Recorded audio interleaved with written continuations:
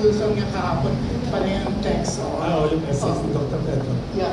Anyways, yeah, thank you very much. much. I think I'm going to have to go kasi ang layo ng Pasay last short question. at saksakan ng traffic sa Lunes. May meron siyang last short question. Short lang.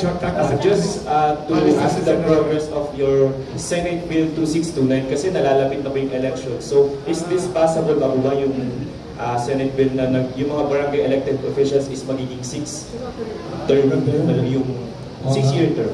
Yes, pinahiwatig ko na sa mayorya na yun ang ating priority para mapaspasan. Kasi yun committee ko ng electoral reform. Abala ang ating mga barangay officials.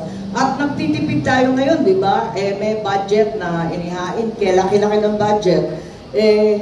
Isipin nyo, 18 billion ang ginastos noong October, gagastos na naman ng December next year ng another halos 20 billion.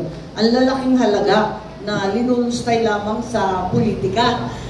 Sa akin, mas maigi na pahabain ng kaunti at tayo ay gumamit ng kakarampot na salapi para sa mas mga urgent na bagay.